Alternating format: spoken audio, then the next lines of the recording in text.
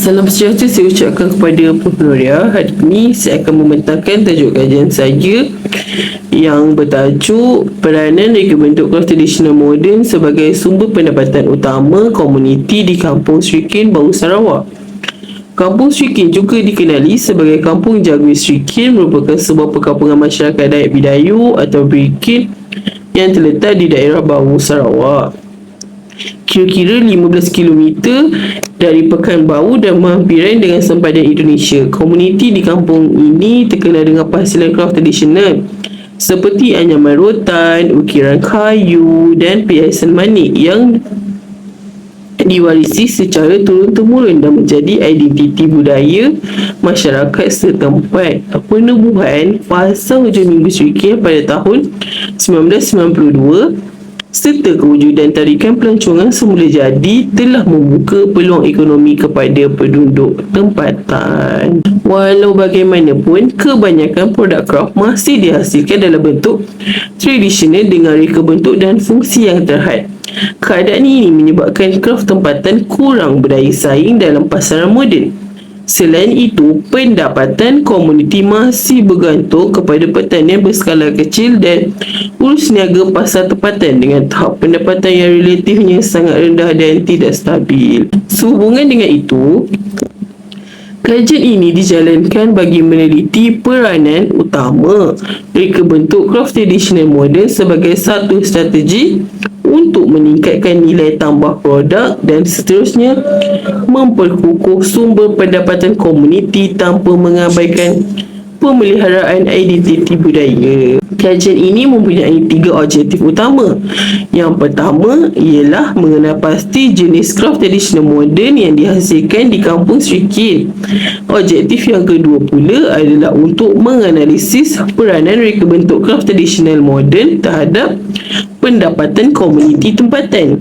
Dan untuk objektif ketiga pula ialah mengenal pasti cabaran dan potensi kraf tradisional moden sebagai sumber ekonomi komuniti di Kampung Sri Kin, Baru, Sarawak.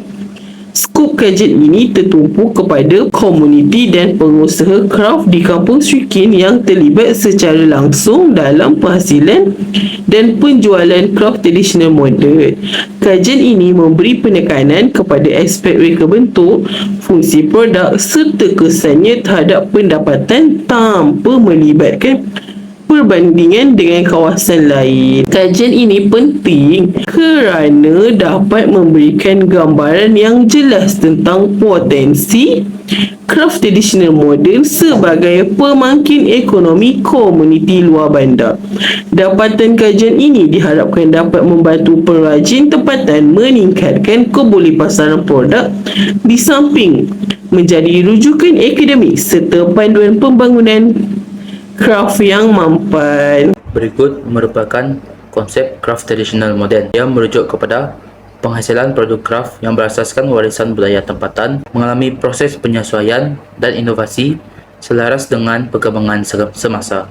Ia juga menggabungkan elemen tradisional seperti motif etnik, teknik pembuatan warisan dan penggunaan bahan sebenarnya jadi, iaitu reka bentuk kontemporari yang lebih ringkas. Definisi kraf menurut Perbadanan Kemajuan Kraf Tangan Malaysia melalui Akta 222/1979 mentarifkan kraf tangan sebagai produk artistik yang mengandungi unsur tradisi dan kebudayaan masyarakat. Manakala menurut Sulaiman Othman 1994, kepelbagaian kaum mempengaruhi perkembangan kraf dari segi reka bentuk dan juga fungsi. Seterusnya, contoh kraf tradisional di Kampung Sri Kin.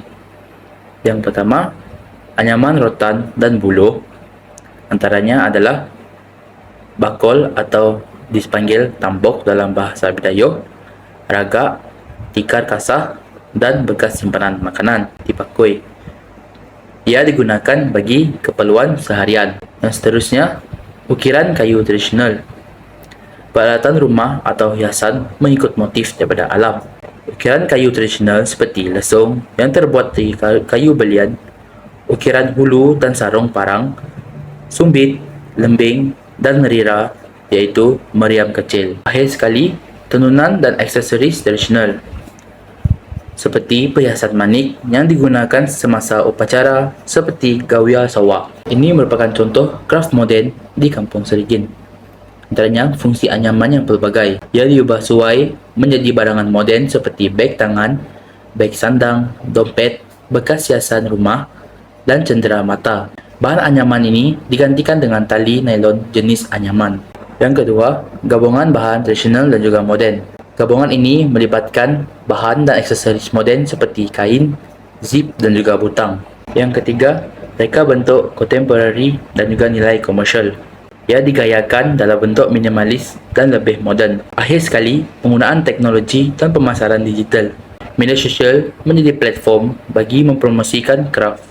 Seterusnya, metodologi kajian iaitu menggunakan rangka kerja sistematik untuk mencapai objektif kajian. Yang kedua, fokus memahami peranan craft tradisional moden sebagai sumber pendapatan komuniti. Dan yang ketiga, menilai inovasi, reka bentuk, cabaran, potensi dan peluang ekonomi di Kampung Serikin Bau. Yang kedua adalah reka bentuk kajian, iaitu berbentuk kajian case, fokus kepada komuniti pengrajin di Kampung Serikin Bau, mengkaji perubahan craft tradisional kepada reka bentuk moden, dan data dikumpul melalui temu bual, pemerhatian dan kajian literatur. Seterusnya, lokasi kajian bertempat di Kampung Serikin Bau, terkenal dengan Pasar Serikin sebagai tarikan pelancong, terutamanya dalam penghasilan kraft tangan. Seterusnya, instrumen kajian iaitu melalui temu bual berstruktur, melalui pemerhatian lapangan dan kajian dokumen iaitu artikel, laporan dan bahan promosi. Untuk kaedah pengumpulan data iaitu melalui temu bual berstruktur, pemerhatian semasa aktiviti jual beli dilakukan, data sekundas daripada buku, jurnal dan lapangan. Yang terakhir adalah kaedah analisis data iaitu analisis tematik di mana data dikelompokkan kepada tema utama iaitu jenis craft, elemen moden, cabaran, strategi pemasaran dan kesan pendapatan agar menilai peranan craft dalam ekonomi komuniti. Seterusnya, saya akan membentangkan tentang dapatan dan analisis kajian berdasarkan temu bual bersama pegiat di Kampung Serikin ini.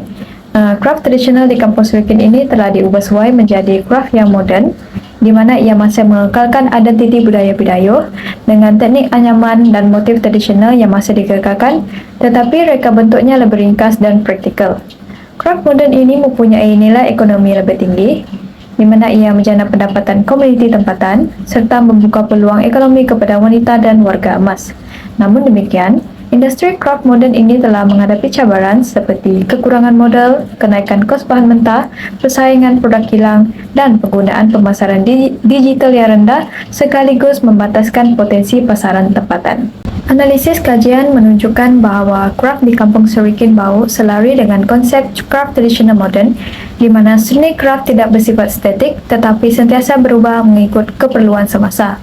Transformasi craft tradisional kepada produk moden seperti beg, hiasan rumah, dan cendera mata membuktikan keupayaan pengrajin tempatan menyesuaikan warisan budaya dengan permintaan pasaran. Walaupun berlaku perubahan dari segi bentuk dan fungsi, teknik anyaman serta motif etnik masyarakat Bidayuh masih dikekalkan sekaligus memastikan identiti budaya terus terpelihara walaupun melalui proses pemodenan. Selain itu, inovasi reka bentuk telah meningkatkan nilai komersial craft tradisional modern. Produk yang dihasilkan menjadi lebih menarik kepada pelancong dan golongan muda, sekaligus menjadikan craft sebagai sumber pendapatan yang penting kepada komuniti tempatan. Namun begitu, industri craft modern masih berdepan cabaran seperti kekurangan modal, kos bahan mentah yang meningkat, persaingan produk kilang yang lebih murah, serta tahap pemasaran digital yang masih terhad. Oleh itu, sokongan berstruktur daripada pihak berkepentingan amat diperlukan bagi memastikan craft tradisional modern terus berkembang sebagai sektor ekonomi yang mampan dan pada masa yang sama dapat memelihara warisan budaya masyarakat Bidayuh. Untuk bahagian perbincangan, kajian ini menunjukkan bahawa craft tradisional modern di Kampung Serikin bukan sekadar hiasan, tetapi mencerminkan warisan budaya masyarakat Bidayuh yang masih diamalkan. Transformasi reka bentuk kepada bentuk yang lebih moden membuktikan komuniti tempatan mampu menyesuaikan budaya mereka dengan perubahan semasa tanpa menghilangkan identiti asal. Dari sudut ekonomi, craft traditional modern menjadi sumber pendapatan tambahan kepada komuniti setempat dan turut menarik minat pelancong serta generasi muda. Dari segi implikasi kajian, inovasi dalam reka bentuk craft traditional modern telah meningkatkan nilai komersial produk dan membantu menambah pendapatan pengrajin. Industri craft ini juga memberi kesan positif kepada komuniti kampung Syarikin dengan membuka peluang pekerjaan, khususnya kepada golongan wanita dan warga emas. Selain itu, kajian ini menunjukkan bahwa craft traditional modern berpotensi menarik penglibatan generasi muda serta memerlukan sokongan berterusan daripada pihak berkepentingan seperti kerajaan dan agensi berkaitan. Bagi bahagian cadangan kajian, pengrajin craft disarankan untuk meningkatkan kemahiran dalam aspek reka bentuk modern dan inovasi produk supaya lebih menepati kehendak pasaran semasa. Selain itu, penggunaan pemasaran digital seperti media sosial dan platform dalam talian perlu dibukukuhkan bagi meluaskan pasaran produk craft.